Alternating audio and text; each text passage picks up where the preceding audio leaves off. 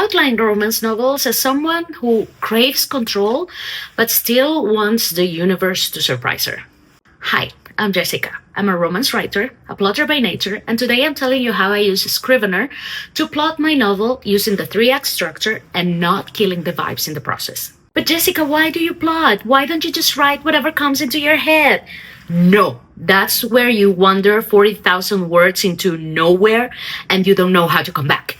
Let's start with why I outline. The first reason is that I'm a perfectionist. If I don't have structure, I get anxiety. That's not good. That makes me drink even more coffee. Second reason is that romance need a specific pacing. You know this to be true. If you read a good romance and a bad one, or if you watch a good romance movie and a bad one, you know that pacing is one of the things that makes them different. And you can differentiate a good one from the bad one. So that's another reason why I outline. And the third reason, from what I gather, because I haven't done it, is that when you revise an outlined novel, it's easier than when you just revise something written from vibes and that's it. You can't fix a blank page, but you can bully an outline until it gives you what you want. The heart of my process is the 3-act structure, which is sort of like cooking. You have Act 1, which is where you organize your ingredients on the table. You have your mise en place, and this is where you know the characters, who they are, what they want, when they meet each other, and it's basically the emotional foreshadowing for the rest of your story. Then there's Act 2, and this is where you actually start cooking, and literally, this is where you put all your ingredients together in the crock pot and you just wait, and then the flavors melt and you will have misunderstandings and you will have slow realizations and you will have the softening, the resisting, the failing to resist, and this is where the magic happens.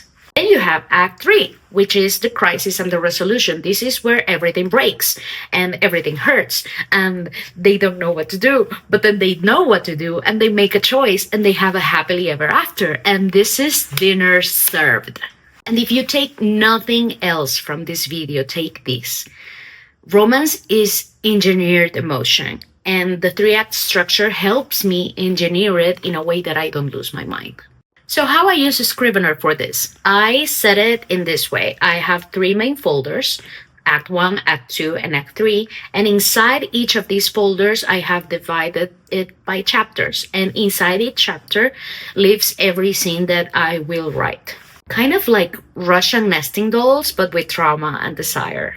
So according to my outline, every scene lives where it naturally belongs, but Scrivener makes it really easy to drag it and drop it somewhere else if there seems to be a need for it to move, or if I don't particularly feel that it belongs in a particular chapter. So that's why Scrivener makes it so easy. Before I outline the plot, I outline the emotions that come with it, like what makes this character, what breaks them, what scares them, where do they soften, where do they refuse to move because they are stupid, where do they refuse to communicate because they are absolutely disastrous human beings. And the emotional arc dictates the plot, not the other way around.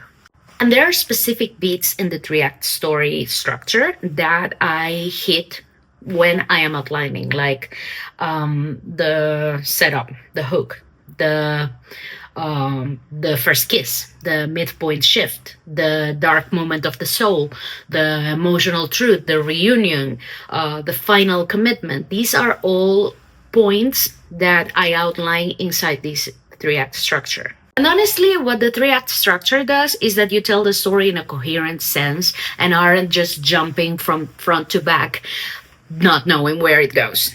If you know, you know. And my outline is like the child of an emotional playlist and Marie Kondo. And if a scene doesn't spark joy, the vibe is wrong. So I move it, I rewrite it, or I delete it, and I don't get attached.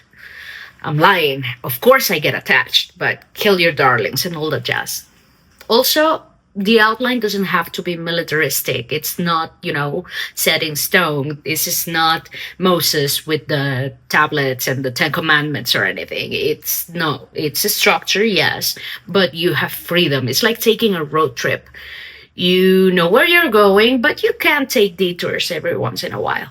Don't be afraid to ramble either. I have a specific folder in my Scrivener file where I put all my random ideas or scraps of scenes or full chapters that I don't know what to do with them anymore because I realized that they don't belong in. I realized that there was a chapter that didn't even belong in the story I'm writing. So I put it there because maybe it will spark another idea in the future. So, random lines, alternate dialogue, emotional moments that I'm not ready to handle at a specific time when I'm writing, unhinged ideas that I don't know what to do with.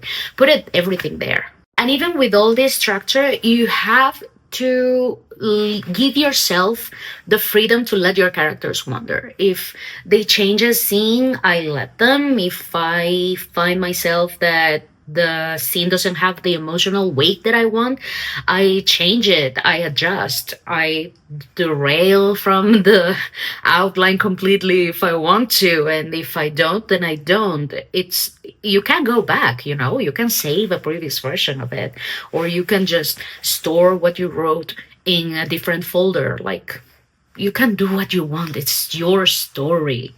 All of this to say that an outline is a suggestion, not a prison. And we are not building an IKEA shelf. We are building stories with feelings.